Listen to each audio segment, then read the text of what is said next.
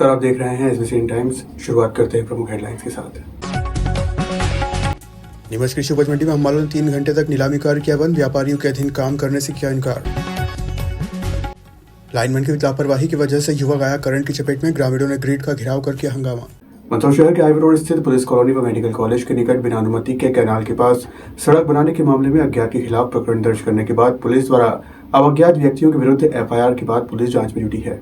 Mandsaur medical college व police colony के बीच में बुगलिया डायवर्जन कैनाल के पास बिना अनुमति के सड़क बनाने के मामले में यशोधर्मन नगर पुलिस ने आपराधिक प्रकरण दर्ज किया है। इस मामले में जांच चल रही है। यशोधर्मन नगर पुलिस के अनुसार 22 जनवरी को पुलिस कॉलोनी के निकट बिना अनुमति के सड़क निर्माण के दौरान पुलिस कॉलोनी की बाउंड्री वॉल तोड़ी गई। इसके साथ ही हरे भरे वृक्ष काटे गए, पाइपलाइन भी फोड़ दी गई। इस पर पुलिस कॉलोनी सोसाइटी के अध्यक्ष उत्कृष्ट सिंह ठाकुर ने आवेदन दिया। आवेदन में कहा गया कि बिना अनुमति की सड़क के दौरान मुरम डाला गया, मौके पर रोलर भी पड़ा था, इससे संपत्ति को नुकसान हुआ है। यशोधर्मन नगर पुलिस ने इस मामले में अज्ञात व्यक्तियों के विरुद्ध बीएनएस की धारा 324, 329 एवं 331 के तहत प्रकरण दर्ज किया है। गौरतलब है कि इस मामले में पुलिस अधीक्षक ने घटना के समय काम रुकवाया था। बाद में पुलिस अधीक्षक ने सीएमओ व डीन को भी पत्र भेजकर जवाब मांगा था। दरअसल बुगलिया डायवर्जन की कैनाल के निकट यह अप्रोच रोड बनाया था। यह मामला मीडिया में उछलने के बाद प्रशासनिक जांच भी हुई। पुलिस का कहना है कि इस मामले में आरोपियों का पता लगाने का प्रयास किया जा रहा है। तो वहीं मंदसौर विधायक ने इस मामले में कहा कि अज्ञात के खिलाफ पुलिस ने मामला दर्ज किया है। पुलिस इस मामले में जल्द ही पूरी जांच करके इस मामले में जो भी दोषी है उन्हें नामजद करके उनके खिलाफ उचित कार्रवाई करेगी। रोड का जो मामला था उसमें देखिए, कुछ दिन पहले मेडिकल के पास में किसी ने अप्रोच रोड बना दिया था और मैंने भी उसमें माननीय कलेक्टर मैडम को पत्र लिखा था कि ये अप्रोच रोड किसने बनाया और ये जो अप्रोच रोड बनाया ये तेलिया तालाब की कैनाल पर बना दिया, जिससे क्या तेलिया तालाब भराता है। तो पता लगा के और जिसने भी ये कृत्य किया उसके ऊपर कार्रवाई होनी चाहिए। तो कल मीडिया के माध्यम से पता लगा कि एसपी साहब ने अज्ञात लोगों के खिलाफ एफआईआर दर्ज करवाई है और वहाँ पे जो रोलर वगैरह था उसको भी रास्ता करने का निर्देश दिया है। तो धन्यवाद है प्रशासन को और एसपी साहब को कि कम से कम उन्होंने कार्रवाई तो की है। क्या लगता है नाम दर्ज होनी चाहिए जिन लोगों के? नाम अब अज्ञात लोगों पे हुई है, लेकिन रोलर किसका था उससे पता चल जाएगा। अप्रोच रोड वाले मामले में एफआईआर दर्ज की गई है, क्या कहना है इस बारे में? देखिए, मैं सबसे पहले तो एसपी महोदय का धन्यवाद दूंगा कि उन्होंने एफआईआर दर्ज की, लेकिन मैं उनसे गुजारिश करूंगा कि जो अज्ञात लोगों का कारण की है वो ज्ञात लोगों के नाम से हो, क्योंकि वहाँ पे जो साधन संसाधन जो पड़े हुए थे रोड बनाने के, उन पे जो अपने नंबर है उनका रजिस्ट्रेशन होता है और उससे नाम आसानी से पता चल जाता है। तो कहीं ना कहीं इसमें भी संदेह खड़े होते हैं कि अज्ञात लोगों के कारण अज्ञात लोगों के खिलाफ दर्ज होना, ये भी संदेह है। और निश्चित ही मैं शुरू दिन से कहता आया हूँ कि इसमें भारतीय जनता पार्टी के कोई बड़े नेता इनमें शामिल है जो मंदसौर को डुबाना चाहते हैं, जो तेलिया तालाब को नोच नोच कर खाना चाहते हैं। जिन लोगों के आसपास ज़मीनें हैं उन लोगों का इसमें षड्यंत्र है। और मैं साथ में माननीय विधायक जी और लोकसभा सांसद जी का भी धन्यवाद दूंगा कि उन्होंने जनता के हित में पत्र लिखे, जिसके कारण से कार्रवाई आगे बढ़ी। इसमें जो है हमारे यहाँ वाडी नगर थाने पे कुछ दिन पहले एक शिकायत प्राप्त हुई थी जो इसमें ज़मीन को लेकर के, जिसमें ज़मीन पे जो हमारे पुलिस लाइन के ज़मीन से लगे हुए जो फेंसिंग बाड़े थे उसको तोड़ दिया गया था। उस पे जो है पाइपलाइन है उसको तोड़ दिया गया था, नुकसान किया गया था। तो इस संबंध में जो है बयानों के आधार पर कल जो है वाडी नगर थाने पे एक अपराध पंजीबद्ध किया गया। इसमें जो अवैध निर्माण, जो तोड़फोड़ और जो नुकसान हुआ उसके संबंध में, इसमें जो मौके पर जो रोलर है उसको भी जब्त किया गया है पुलिस के द्वारा, वाडी नगर थाने के द्वारा। तो हम लगातार इसमें कार्रवाई कर रहे हैं इसमें, और अब जो इसमें जो एफआईआर में इन्वेस्टिगेशन में जो तथ्य आएंगे उसके आधार पर जो कार्रवाई है वो की जाएगी। पर नगर पालिका के भी कुछ कर्मचारियों की भूमिका संदिग्ध है, तो ऐसे में कार्रवाई बनेगी? बिल्कुल। इसमें जो है इसमें जो नगर पालिका के जो डीन है, जो नगर पालिका के जो सीएम है, उनको पत्राचार किया गया। उनसे जो कुछ बिंदु है जिसकी जानकारी मांगी गई, साथ ही मेडिकल कॉलेज के डीन है उनसे भी पत्राचार करके जानकारी मांगी गई है। तो उनके जवाब प्राप्त हुए हैं, उसके आधार पर जवाबों को अध्ययन करने के उपरांत जो वैधानिक कार्रवाई है वो सुनिश्चित की जाएगी। लहसुन की बंपर आवक के लिए ख्यात मंदसौर कृषि उपज मंडी में 18 दिनों के दौरान ही लहसुन के भाव औंधे में जा गिरे हैं। प्रति क्विंटल करीब 12,000 रुपए तक की गिरावट देखने को मिली। इसी अवधि में आवक 40% तक बढ़ी है। मंदसौर मंडी में सोमवार को 24 प्रकार के कृषि जिन्सों की कुल आवक 32,092 बोरी रही। इसमें सर्वाधिक आवक 17,500 बोरी लहसुन की रही। इसके भाव न्यूनतम 3,000 से लेकर अधिकतम 10,100 रुपये तक रहे। वहीं प्याज की आवक 4,500 रुपये कट्टे रही और भाव 590 से 2,112 रुपये तक रहे। इसी तरह सोयाबीन की 3,947 बोरियां नीलाम हुई व भाव 3,611 से 4,260 रुपये क्विंटल के रहे। अन्य जिन्सों में गेहूं, चना, मसूर, अलसी, इसबगोल, असालिया, अजवाइन, मूंगफली, किनोवा शामिल रही। मामले में सिंधपन के किसानी का कहना है कि लहसुन के भाव जिस तरह टूटे हैं, इसकी उम्मीद नहीं थी। एक और किसान ने बताया कि हम व साथी अब अगले दिनों का इंतजार कर रहे हैं, उसके बाद ही स्टॉक लाएंगे। लहसुन की बम्पर आवक के लिए ख्यात मंदसौर कृषि उपज मंडी में 18 दिनों के दौरान ही लहसुन के भाव औंधे मुंह जा गिरे। प्रति क्विंटल करीब 12,000 रुपये तक की गिरावट देखने को मिली। इसी अवधि में आवक 40% तक बढ़ी है। किसानों का कहना है भाव में भारी अंतर से कुछ दिनों में उम्मीद टूटी है। मंडी के प्रशासनिक अधिकारी का कहना है कि क्वालिटी के मुताबिक भाव तय होते हैं। वैसे आसपास की मंडियों की तुलना में यहाँ बेहतर दाम किसानों को मिल रहे हैं। सर कृषि उपज मंडी में क्या भाव है, क्या आवक रही? आवक है सर आज 10-11 हज़ार कट्टे समथिंग आवक है लहसुन का। और रेट बिके हैं 9,000 से 11,000 तक। टोटल मंडी में कितनी आवक है, क्या? मंडी में आवक है सर वो टोटल आवक सभी जिनसों के टोटल है आज 10,000 कट्टे तो समथिंग इसके है लहसुन के। वो प्याज के 3-3,500। प्याज के रेट हैं 11 रुपये से 22 रुपये बिके हैं।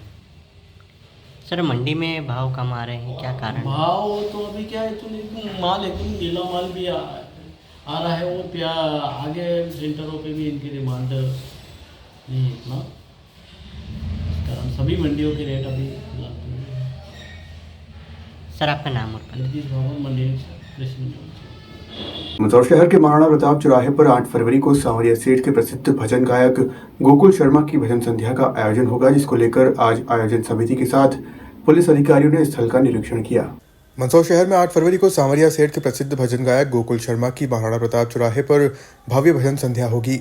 पूर्व विधायक एवं सीएसपी सहित थाना प्रभारी व आयोजन समिति पदाधिकारी द्वारा स्थल का निरीक्षण किया, जिसमें मंदसौर के महाराणा प्रताप चौराहे पर 8 फरवरी को सांवरिया सेठ के प्रसिद्ध भजन गायक गोकुल शर्मा भव्य भजन संध्या आयोजित होगी, जिसको लेकर मंदसौर नगर के एवं आसपास जिले के लोग इस भजन संध्या में शामिल होंगे। जिसको लेकर यह आयोजन समिति पदाधिकारी, पूर्व विधायक एवं नगर पुलिस अधीक्षक, शहर थाना प्रभारी एवं दशहरा धार्मिक संस्कृति उत्सव समिति द्वारा आज कार्यक्रम स्थल को लेकर निरीक्षण किया गया है। हजारों की संख्या में आमजन इस भजन संध्या में भाग लेने के लिए पहुंचेंगे, जिसको लेकर समिति के पदाधिकारी ने निरीक्षण किया। इस तरह महिला एवं पुरुषों के लिए व्यवस्था की जानी चाहिए, उसको लेकर अधिकारियों से चर्चा की गई है। इस भजन संध्या को भव्य बनाने के लिए प्रसिद्ध गायक गोकुल शर्मा द्वारा भी लोगों से आने की कार्यक्रम में अपील की गई है। पूर्व विधायक द्वारा बताया गया कि एकादशी के अवसर पर यह आयोजन समिति द्वारा किया जा रहा है एवं समिति के अध्यक्ष डॉक्टर भानु प्रताप सिंह सिसोदिया ने बताया कि मंदसौर में 8 फरवरी को भव्य भजन संध्या होने जा रही है। उसको लेकर आज पुलिस अधिकारियों के साथ मिलकर निरीक्षण किया गया। संध्या होनी है, जिसको लेकर निरीक्षण किया है, क्या कहना है? भजन संध्या महाराणा प्रताप बस स्टैंड पर 8 तारीख को शाम को गोकुल शर्मा जी का आगमन है और उस संदर्भ में कैसी व्यवस्थाएं होंगी और सुरक्षा व्यवस्था कैसी होगी और पार्किंग स्थल कहाँ कहाँ होंगे, जिससे कि आने वाले श्रद्धालुओं के लिए, श्रोताओं के लिए कोई दिक्कत ना हो, इसके सारे इंतजाम अच्छे से अच्छे तरीके से हम करवा रहे हैं। आयोजन होने जा रहा है, उसको लेकर आपने निरीक्षण किया, क्या? देखिए मंदसौर की यह वह संस्था दशपुर सांस्कृतिक उत्सव समिति, जिसको अनुभव है और ऐसे अनुभव जिसमें मंदसौर के शासकीय स्नातकोत्तर महाविद्यालय के खेल प्रांगण में जब रावण दहन का कार्यक्रम होता है तो यही समिति उसका बहुत बेहतर तरीके से संचालन करती है। और 8 तारीख को महाराणा प्रताप बस स्टैंड पर लगभग 7:30 बजे श्री सांवरिया संकीर्तन और जो गोकुल शर्मा जी वो ख्यातनाम भजन सम्राट है और उस दिन एकादशी है, 11 भी है, तो उसको लेकर के ग्रामीण क्षेत्रों में और शहरी क्षेत्र में इस कलाकार को सुनने को लेकर के जो भाव और भक्ति में संलग्न लोग हैं वो बड़ी आस्था रखते हैं। और इस समिति का मुझे भी बहुत लंबे समय से परामर्शदाता बना रखा है, संयोजक बना रखा है, मार्गदर्शक के रूप में मैं काम करता हूँ। आज पुलिस के अधिकारियों के साथ यहाँ पर हमने स्थल का निरीक्षण किया, क्योंकि कोई भी कार्यक्रम होता है, कोई भी संस्था करे, जब तक प्रशासनिक अधिकारियों का साथ में तालमेल नहीं होता तो कार्यक्रम में कल से किसी प्रकार की कोई कमी खामी रह जाती है, तो फिर संस्था के ऊपर प्रश्न चिन्ह खड़े होते हैं। इसलिए शासन प्रशासन जनप्रतिनिधि सब मिलकर के इस कार्यक्रम की आयोजना कर रहे हैं। मुझे पूरा विश्वास और पूरा भरोसा है कि न केवल मंदसौर के अंचल से बल्कि दूर दराज से भी लोग भजन संध्या को सुनने के लिए आएंगे। संध्या का आयोजन मंदसौर में होने वाला है, उसको लेकर तैयारी की जा रही है, निरीक्षण किया गया क्या? जशपुर सांस्कृतिक उत्सव समिति के तत्वावधान में आने वाली 8 फरवरी 2025 को सावरिया सेठ की एक भव्य भजन संध्या हम लोग करवाने जा रहे हैं महाराणा प्रताप बस स्टैंड पर शाम को 7:30 बजे।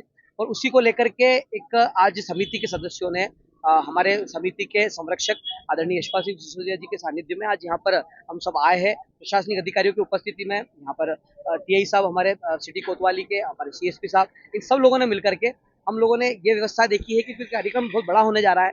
हमको उम्मीद थी कि कार्यक्रम पहले केवल शहर तक सीमित होगा, लेकिन जिस प्रकार से जो लोगों का रिस्पांस आ रहा है उससे हमको उम्मीद लग रही है कि हजारों की संख्या में लोग आएंगे। और उसी संख्या को किस प्रकार से हमको व्यवस्थित तौर पे व्यवस्था देनी है, सुरक्षा की दृष्टि से क्या हमको व्यवस्था करनी है, कितनी कुर्सियां लगेगी, मंच कहाँ लगेगा, पार्किंग व्यवस्था कहाँ होगी, इन सबको लेकर के आज विस्तृत चर्चा समिति सदस्यों ने प्रशासनिक अधिकारियों के साथ में करी है। जशपुर सांस्कृतिक उत्सव समिति जो रावण दहन उत्सव समिति जो करती है दशहरा उत्सव पे, वही समिति इस का आयोजन कर रही है। गायक कौन है और कब आए? कुकू शर्मा जी जो एक प्रसिद्ध भजन गायक है, सावरिया सेठ के बहुत अच्छे भजन गाते हैं, जो ट्रेंड में चल रहे हैं। वो 8 तारीख को शाम को 7:30 बजे महाराणा प्रताप बस स्टैंड पर पधार रहे। प्रति मंगलवार होने वाली जनसुनवाई में मंगलवार को जनसुनवाई में गरुड़ क्षेत्र के ग्राम ढलमू के कुछ लोग ग्राम में ड्रोन से फिर से सर्वे करने का आवेदन लेकर पहुंचे, जहां उनकी फरियाद अपर कलेक्टर द्वारा सुनी गई। मध्य प्रदेश सरकार द्वारा चलाई जा रही जनसुनवाई, जो कि प्रति सप्ताह मंगलवार को लगती है, जनसुनवाई में जिले के सभी विभाग के अधिकारी मौजूद रहते हैं। इसकी अध्यक्षता जिला कलेक्टर करती हैं। उनकी अनुपस्थिति में अपर कलेक्टर या अन्य अधिकारी जनसुनवाई में आने वाले पीड़ित लोगों की समस्याओं को सुनते हैं और उसके निराकरण के लिए संबंधित अधिकारी को निर्देश भी देते हैं। कई लोगों की समस्या का निराकरण को समय सीमा में हो जाती है, किंतु कई लोगों की समस्या का समाधान करने में समय लग जाता है। इसी कड़ी में आज की जनसुनवाई में भी कई लोग अपनी समस्या लेकर सुशासन भवन जनसुनवाई में पहुंचे और अपनी समस्या से जनसुनवाई में मौजूद अधिकारी को अवगत करवाया गया। तो वहीं आज की जनसुनवाई में गरुड़ क्षेत्र के ग्राम ढलमू के कुछ लोग पहुंचे और उन्होंने मांग की है कि वार्ड नंबर 6, 7, 8, 9 ग्राम के बीच में ड्रोन सर्वे में छूटे परिवार को आबादी घोषित कर पुनः ड्रोन सर्वे करवाकर लाभ दिए जाएं। इस मामले में आवेदन देने आए ग्रामीणों का कहना था कि ग्राम पंचायत ढलमू में शासन की योजना अनुसार पट्टे आदि वितरित किए जा रहे हैं, परंतु हम ग्राम ढलमू के कुछ परिवार के मकान ड्रोन सर्वे से वंचित रह गए। हम सभी ग्रामवासी आपसे आवेदन के माध्यम से निवेदन करते हैं कि ग्राम ढलमू वार्ड नंबर 6, 7, 8, 9 को नवीन आबादी घोषित कर ग्रामवासियों जो उक्त योजना से वंचित रह गए हैं, उक्त ग्राम में पुनः ड्रोन सर्वे किया जाकर पट्टे दिए जाने की कृपा करें। क्या नाम है आपका? फूलचंद मीणा। कहाँ से आए और क्या समस्या है, किस बात को लेकर आए बताइए। डलमू से आए, गरुड़ तहसील से हैं। और हमारे वो ड्रोन सर्वे में जो मकान के पट्टे गांव में डलमू के बाकी रह गए थे, इसलिए कलेक्टर साहब को आवेदन देने आए थे। आवेदन दे दिया है और आवेदन ले भी लिया है। इसके बाद वो जनपद में जाएगी, गरुड़ वहाँ से फिर रिपीट होके आएगी। उसने कहा उसमें हो जाएगा तुम्हारा। कितने लोग छूटे हैं? सर 100 से 125 लोग के आसपास हैं। 100 लोग तो करे हैं, पर 10-20 और ऊपर हो सकते हैं। इससे क्या परेशानी हो रही है? परेशानी ये कोई लोन लेने में, कोई रजिस्ट्री में वगैरह में ये पट्टा नहीं होगा तो फिर समस्या दिक्कत आ रही है, इसलिए। क्या नाम आपका? फूलचंद मीणा। ठीक है। मंगलवार दोपहर बनासा कंजारडा मार्ग पर रावतपुरा के समीप जंगल क्षेत्र के घाट पर दोपहर 2 बजे करीब घाट चढ़ते समय फायरिंग पोल हाने से अचानक लोडिंग टेम्पो में आग लग गई और देखते ही देखते लोडिंग टेम्पो सहित उसमें रखा सामान जलकर खाक हो गया। वहीं राह से गुजरने वाले राहगीरों ने जैसे तैसे करके बचा खुचा सामान लोडिंग टेम्पो से बाहर निकाला। आसपास जंगल क्षेत्र में रहने वाले गुर्जर समाज के लोगों ने दूध की टंकी में पानी लेकर पहुंचे और जैसे तैसे आग पर काबू पाया। हालांकि घटना में कितना नुकसान हुआ है, इसकी अब तक कोई जानकारी नहीं मिल पाई है।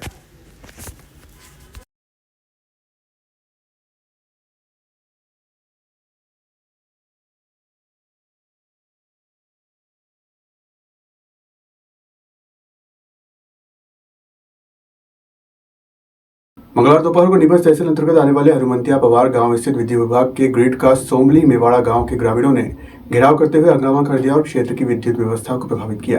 दरअसल सोमवार शाम को गांव में विद्युत प्रदाय बाधित होने पर ग्रामीणों ने क्षेत्र के लाइनमैन को इस संबंध में सूचना दी, जिस पर लाइनमैन ने बाहर होने का हवाला देते हुए अपने स्तर पर लाइट ठीक करने के लिए ग्रामीणों से कहा।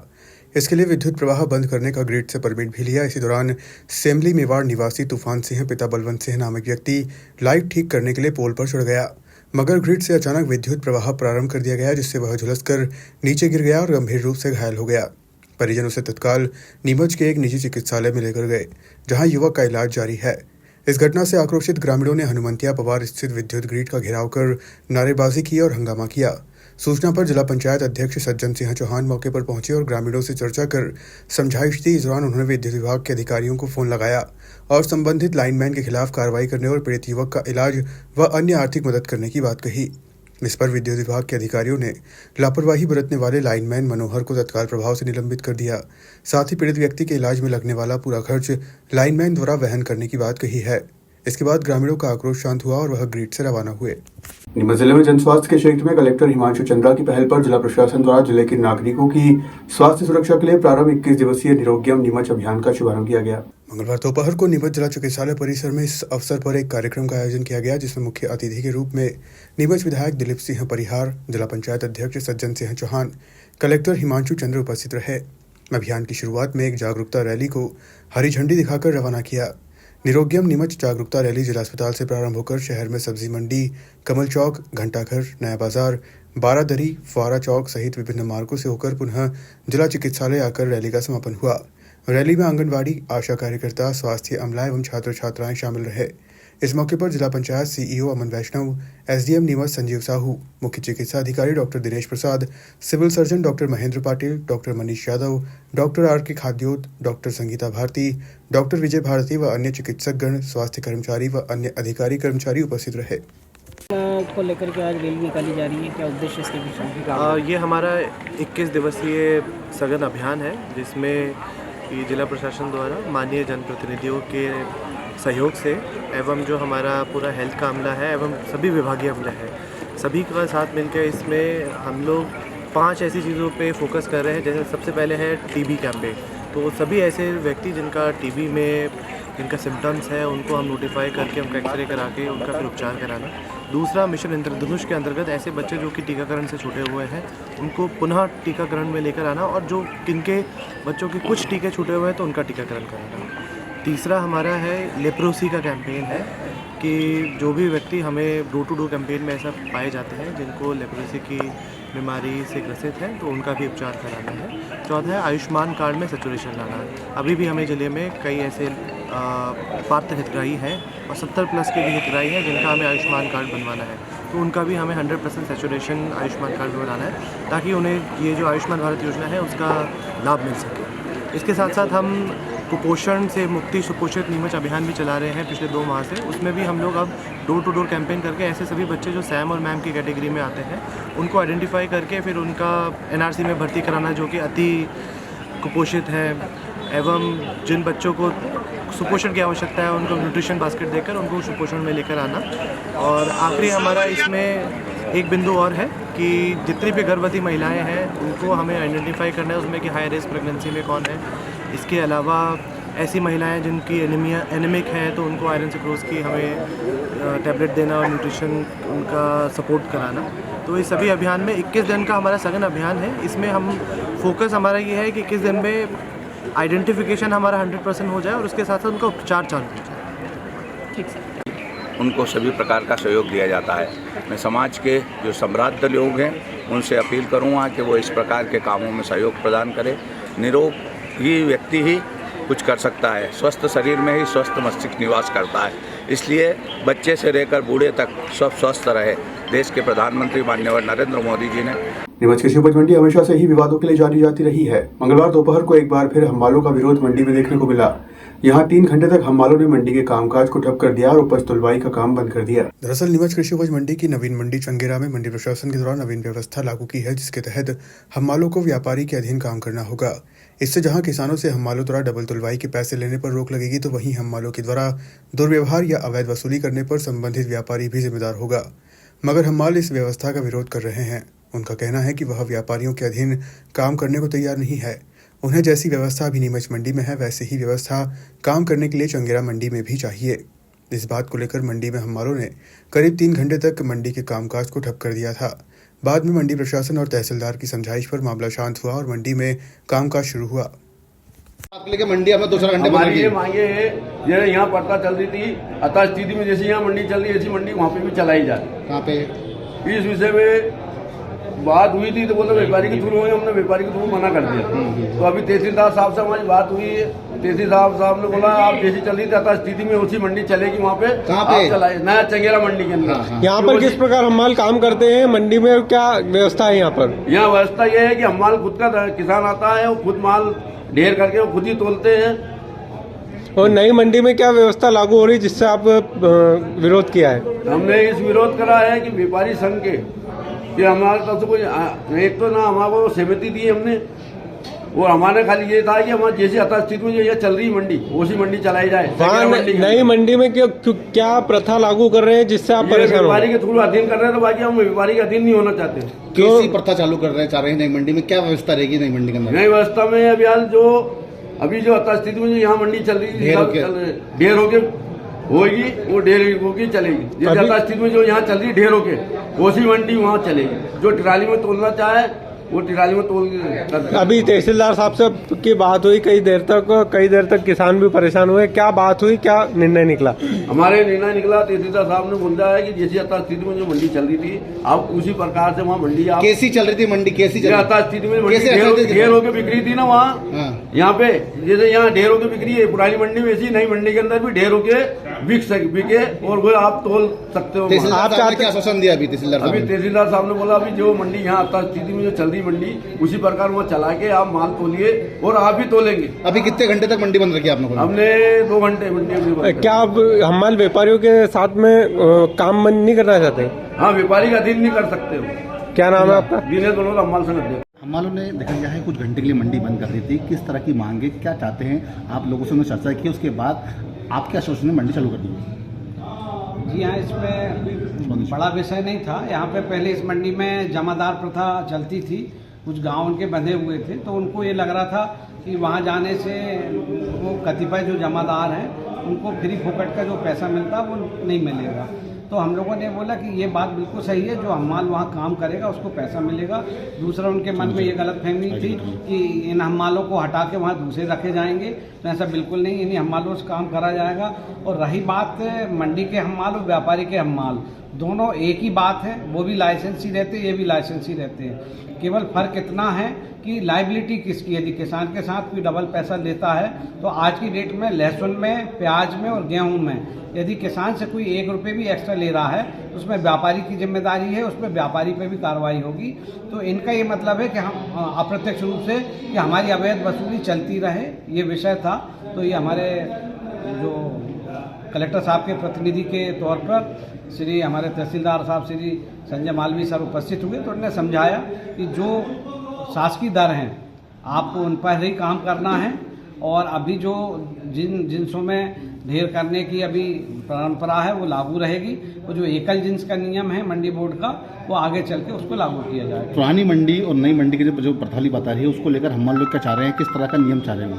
नहीं, जो हमारे हमाल भाई जिनको काम करना है उन्हें काम करने से कोई आपत्ति नहीं है। यहाँ पर जो पूरा जो हुजूम या जो व्यूह रचना की गई थी, ये हमारे उन कथित जमादारों ने की थी, जो काम नहीं करते हैं वो पैसे लेते हैं। ढेर और ट्राली वाली बात भी आ रही है सर, इसको लेकर कैसे देखेंगे? ढेर ट्राली से कोई फर्क नहीं पड़ता, ट्राली को भी जो बाद में खाली हमाल को ही करना है और ढेर भी हमाल को ही करना है। और जो हमारे यहाँ चूँकि बहुत दूर दूर से माल आता है तो उसको व्यापारी पाला करा के लेता है, तो जो पाला या उसको डाला कटाई बोलते हैं। उज्जैन मंडी में भी 5 रुपये बोरे फिक्स है, यहाँ हमारे यहाँ भी 5 रुपये बोरे फिक्स है, वो भी हमाल को मिलना है। भराई भी हमाल को मिलना है, ये सब मिलना लगभग। यदि कोई ऐसा माल रहता है जो मिक्स रहता है उसके जो लगभग 15 से 20 रुपये हैं वो हमाल को जो इस मंडी में मिल रहे थे वो उधर भी मिलते रहेंगे। वो जो शासकीय दरें हैं उस दर से भुगतान भी होता रहेगा। Thank you sir. हमालों ने कुछ देर के लिए मंडी को बंद किया है, क्या मांगे और लोगों की, और हमाल लोग क्या चाहते हैं? कल ये निर्णय लिया कि कल जो मंडी वहाँ नई मंडी में शिफ्ट होगी, तो उसको लेके हमालों के मन में ये था कि उनको वहाँ काम करने को नहीं मिलेगा। तो यहाँ स्पष्ट कर दिया है कि काम वही करेंगे, लेकिन जो शासन के दर निर्धारित है उस दर पे ही इनको काम करना है। आखिर क्या वर्तमान में जो पुरानी मंडी में ढेर होकर माल बिकता है, वर्तमान नई मंडी में ट्रैक्टर ट्राली की बात की जा रही थी, तो क्या रहेगा, यथावत स्थिति रहेगी क्या वहाँ कुछ नए नियम लागू रहेगा? नहीं, नियम तो वही है, काम इन्हीं हमाल को करना है, लेकिन वो जो सिंगल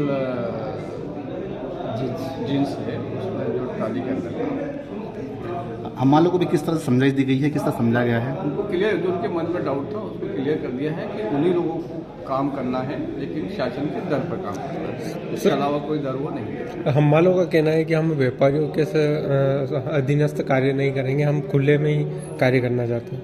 नहीं, काम करने के लिए तो वो स्वतंत्र है, लेकिन बस कंडीशन वही है कि वो शासन के दर पे उनको काम करना है।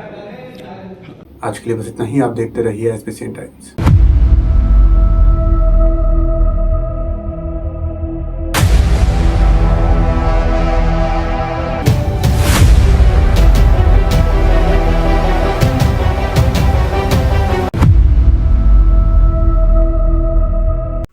श्री बालाजी केबल नेटवर्क, आपके व्यवसाय की उड़ान का नया आधार।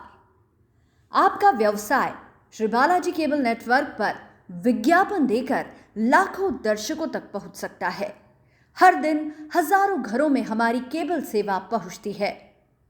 विशेष ऑफर, पहले 3 महीने के लिए स्पेशल डिस्काउंट। फायदे, आपके विज्ञापन की ब्रांडिंग स्थानीय स्तर पर, कम लागत में अधिक दर्शक, हर प्रकार के व्यवसाय के लिए उपयुक्त। अभी संपर्क करें नेमीचंद राठौर 9425369602 7000409673। श्री बालाजी केबल नेटवर्क, सफलता की ओर एक कदम।